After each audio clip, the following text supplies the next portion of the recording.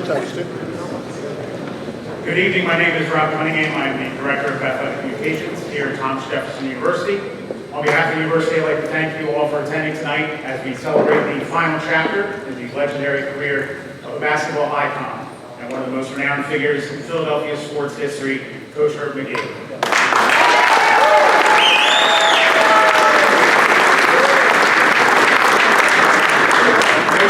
Coach Magee, of course, has recorded many accomplishments over his 55-year tenure as head coach of the Rams.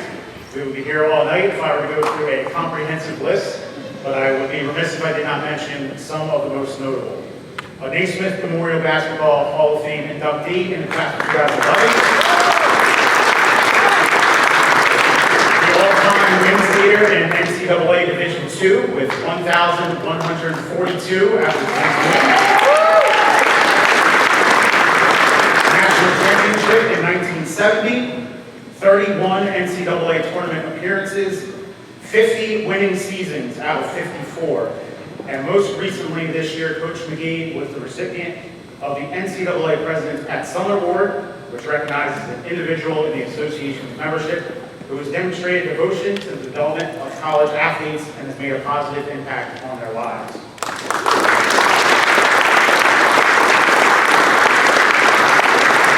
Tonight marks the final regular season home game for Coach Magee and the Rams. The team closes the regular season on the road this Saturday, and then we'll play one last contest here at the Gallagher Center on Tuesday, March 1st, when they host a conference quarterfinal game.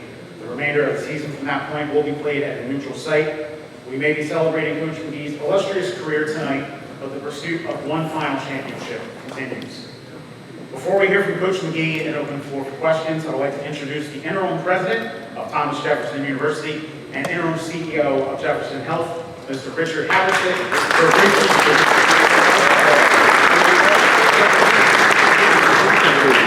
Thank you, Rob. And in a moment, I'm going to introduce her. But before I get to that, I just want to say what a special moment it is for me personally, finding myself in this role as president, interim president of the university. And I first met her probably 35 years ago or so through our mutual friend Jim Solano, who's here tonight. And I've had the pleasure of knowing this icon in Philadelphia basketball for all these many years. And when I say it's been my pleasure and honor and privilege to know her, I mean it sincerely. So Herb wouldn't allow tonight to happen I'm sure if he had lost, he wouldn't want to be here. Fortunately, you guys smoked him tonight. We're happy about that.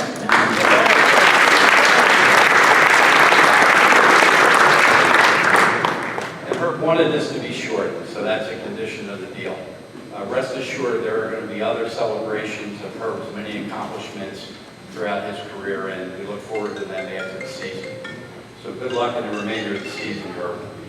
And Herb and everyone here knows that without a doubt, Herb is the most famous person that ever walked the halls of this campus and this university. He is singularly a rock star in basketball and at the top of Mount Rushmore in the Philadelphia legions of basketball greats. This man has been walking the campus here for 60-some years, over 6 decades, starting as a student athlete after his graduation from West Catholic. And while he was a student athlete here, you guys probably know this, he averaged 29 points a game, and that was before the three-point era, so factor that in. He also served as an assistant coach for a number of years before becoming our head coach. And what a head coach he's been. Tonight marked win number 1,142.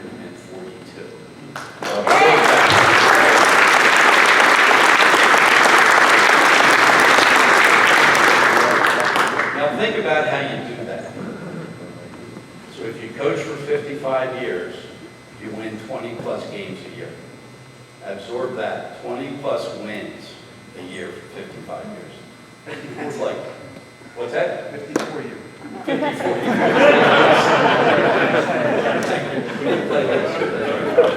That number could be awesome. So just amazing. Absolutely amazing. As Rob said, Herb's won so many honors that we can't really get into them all, but you know the type of person he is. He's deserving of everything. He's had such an impact on student athletes for all those 54 years, many of whom are here tonight. And I hope you fellas over here know how special your time is here at this university, having this man as your coach, and your mentor, and your teacher. I wish I had had an opportunity like that you have. It's pretty special.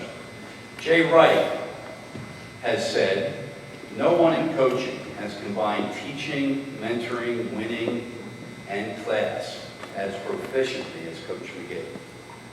That's our guy. Coach, your impact on your players, coaches, and students is absolutely immeasurable. You're a Philly institution. You're not just an awesome coach, you're an awesome person too. And everybody in this room who knows you knows that. You're genuine to the core, caring, you're a teacher, you're a mentor, you're a friend. You're funny. You're sarcastic in a totally sense, and we love that about you. And you're loyal.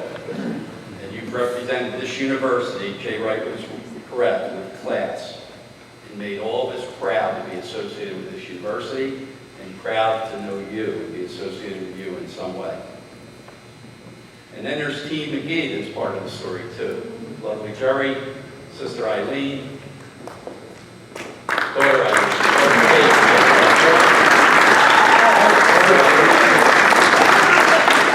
and where's Kay, our basketball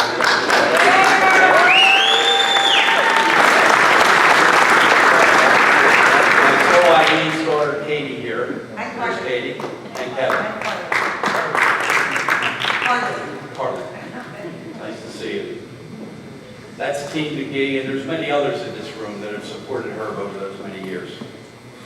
In terms of loyalty, I don't think there's any better example than to point to Herb's successor, the man in line to fill these big shoes when it's time. And that's his loyal protege, someone that's been with him for 15 years, who Herb loves and is trained and is happy to pass the reins. Where's Jimmy?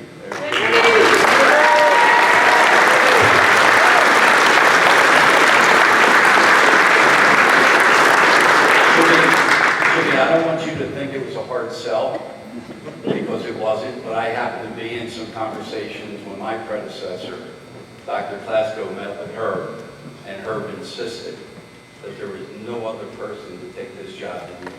You were the man. So that's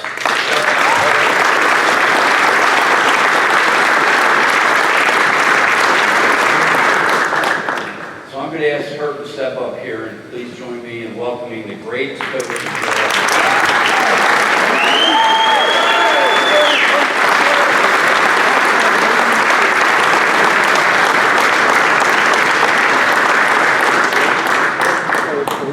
So Herb, this is a ball that needs some printing on it, and it'll be on there when your journey is completed. And this is the tribute ball that we'll look at for decades to come, and it'll be displayed prominently in our lobby here. So this one, we can't wait to tell the final story, and we hope it's, that's what we hope.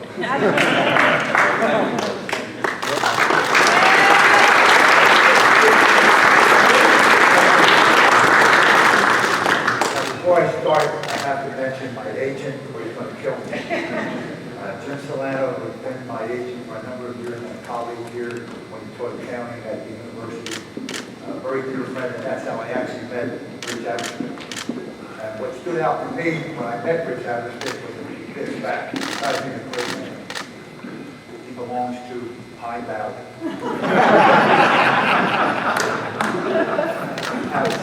Philly Country Club. And it was fun down the shore, the Union League down the shore. And I played them all, and everybody thinks at those clubs that my name is Rich Jefferson. They guess with me and do all the other things. But I really do appreciate all you folks coming, and I'm looking through the crowd at a number of my former players, and that's what matters to me. I was talking to Mike Zielski before the game. He asked me about it. Somebody else asked me today when I was being interviewed, what is your legacy? And I said, I hope it's the fact that I've been able to coach a great number of young men who have been dedicated while they were players and dedicated when they were graduates and still dedicated by the fact that you can see a bunch of them here tonight. And that's most of those big guys in the back and some of the other guys too. So, and having our team here is a tremendous honor for me. My family's here, Joey's entire family, I would introduce them, but it would take me forever because he's like without blowing me. So it's been a great run. It's not over. That was the beautiful thing about this, that it wasn't my last game. We have a game coming up Saturday, and then we have a home game next Tuesday. We don't know our opponent yet. That'll be the first round of conference play. We're probably going to have to win the conference in order to get to the NCAA. But I think if we can come out and perform like we did tonight, I think we got a really good chance. So, other than that, if there are any questions, I see a couple guys here. Some of my real good friends in the newspaper business. First of all, this is Dickie Hoops. His name is not Hoops, but that's what everybody refers to him. He's able to say. Known around the country as one of the great reporters. With him is Dick Girardi, who just retired from the Daily News, who's been a dear friend. Mike Silsky, who still writes for the Inquirer. And I don't know who else is here, but if they are, they're welcome here at any time. And if they need quotes, that's what I look for. I'm fine, so if you have anything that you want to say, I'll listen. That's it. Did you have a question, Lucy? Yeah, I did. What was your day like today? What was it like? Hectic. This is hard to do. You know, I don't know if I appear like I'm casual. It's really hard to do. We started off the day, I was on Fox Channel, and then somebody else interviewed me, and then lunch with the players, and then walked through with Jimmy Riley explaining what we wanted to do tonight, and then back to the office, and I just sit there and just start thinking about the game. And anytime they're going to honor you at something, and you have to play a game that's really difficult to do, because no matter who you're playing, they can see that the huge crowd is there tonight, and those kids, they responded, and I thought they played a heck of a game. We just outmanned them tonight. We had too many weapons for them. We started off hot, and we remained that for most of the game. So it was one of those things like, I know you got to play, but now that it's over, I'm thrilled. And I know there's a little ultra someplace waiting for me. So without if anybody else has any, I don't care if they could be from anybody. If you have a question, you can raise your hand and bring the microphone. I saw some of my former players here. No, I'm not going to make you run any suicides. Don't have to worry about that. But you can see some of these guys now. There's a lot of gray hair on some of these guys. A little bit punchy with some of these guys. But still, I guarantee you, if we had a game with somebody right now, we would handle ourselves pretty good, not just with my team this year, but those guys. Tremendous bunch of basketball, really great play, coaching. And now what I'm going to do, people say, what are you going to do now that you're retired? I'm going to start playing golf more and more. and with us tonight also, at one time or another, I coached every single sport here at the university. When I got the job, Bucky created a position for me with Dr. Halo, our president then, and he said, okay, Herb, you're going to be my assistant, you're going to coach the JV team. I said, that's great. He said, no, I'm not done. He said, I'm going to coach the cross-country team. I could do that. I ran cross-country. He said, I'm not done. We're going to have a tennis team. And then like a year later, they said, we need you to take the golf team. Now, that was great for me, because I love to play golf. And the very first guy that came in to see me was a young fellow who went to Roxbury. And he came in and said to me, Coach Magee, you're the golf coach? And I said, yes, I am. What's your name? He said, George Forster. I said, where'd you play? He said, I played at Roxbury. I said, yeah, how'd you do? I'm very good. Big time. He goes, well, I was publicly champion. I said, really? I said, okay, from now on, you're not only on the team. I never played with you. You're not only on the team, you're now the captain of the team. You'll report the scores in when the match is over. I'm not there, and if anybody needs help, I'm going to go to you. And then George just finished a lengthy career as the head pro at Radnor Valley Country Club. And of course, I played there quite a few times in my life. And we actually went to Pine Valley with Rich and Jim Solano last year, and George shot even par from the back tee. He was my partner that day too. I lucked out every single time I get a chance to play with George. So George, thank you for coming. It's been a loyal thing.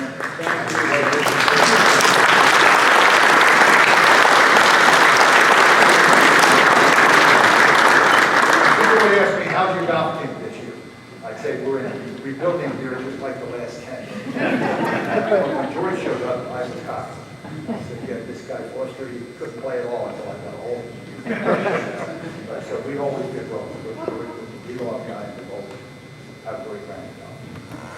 Yes, Mike. Yeah, Herb, it's a half tongue-in-cheek question. When do you take the train up to Brooklyn to work with Ben Simmons?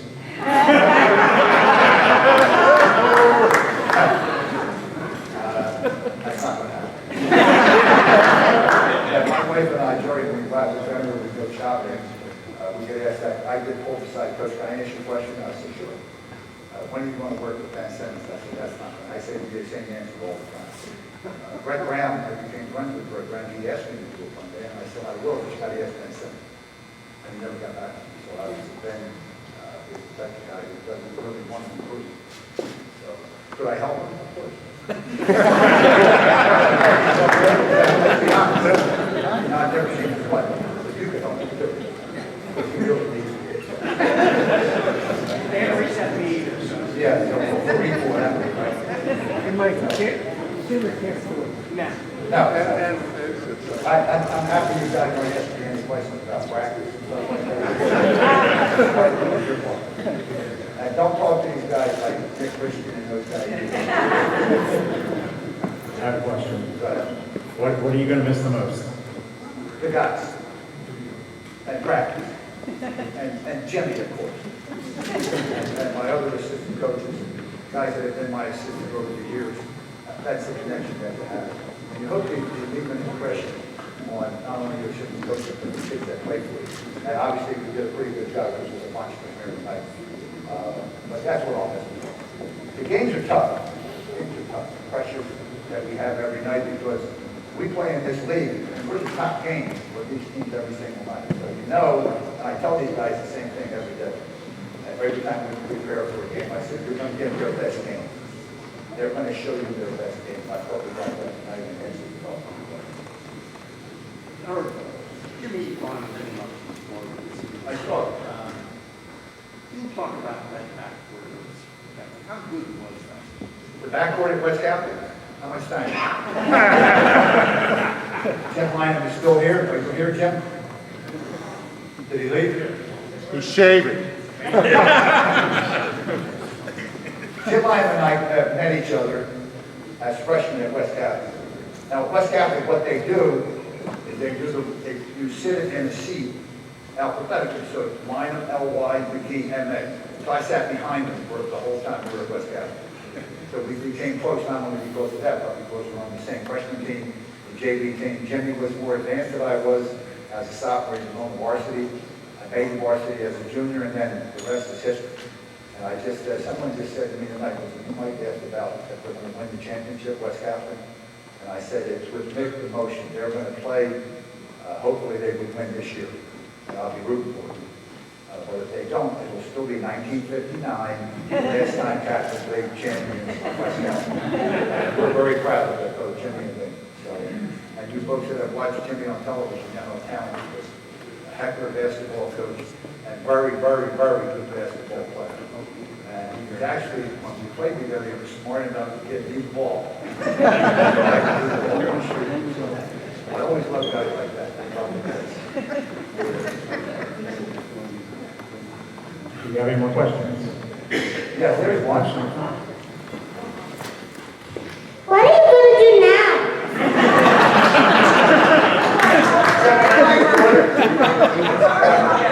I said, Harper, I'm going to visit you every other day. So, what I'm going to do, Harper, is I've never really had a problem with leisure time. I'm going to spend it with the golf on the golf course with Jimmy Lynam, I'm sure, and with some other guys. And the rest of the time, I'll call Jim Solano and ask him what he needs me to do. And I talk to Jimmy all the time. I'll be down to watch you guys play next year. But in the meantime, we got some unfinished business this year, and I'm looking forward to it. And I told President Plasko when we had this conversation about me retiring, I said, I won't do it unless Jim Riley is named the head coach. I said, I don't want this thing to go through an interview process and other people have an opinion. I said, it has to be him. The players would love it, and I definitely have to have it. I cannot leave this team to anybody but Jim Riley. So what you can expect next year from Jim Riley, I'm not putting the pressure on him, but he will be successful. There's no question about it. The guy has it. He's got it. He's as good as I've ever come across as far as knowledge of the game, the ability to teach, the ability to scout, the ability to recruit. If it wasn't for him, I might have retired 5 years ago. That's how believe. So, with that being said, Jim, I told you I'd help you out.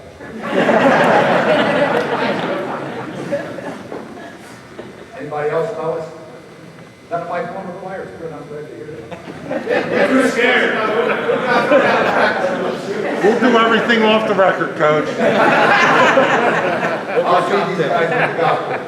They can't handle my handicap. I usually win money. As a matter of fact, some of them still owe me. I'm glad to see all you folks here and family and friends. This has been just tremendous for me. It was a tough day, but I'm glad it's over and it ended up the way it ended up.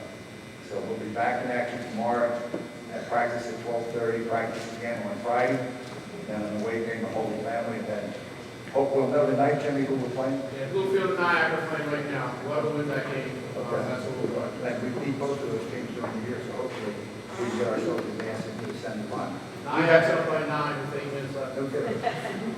And you're going to scout them, I'm sure. Well, again, we'd like to thank everybody for coming, and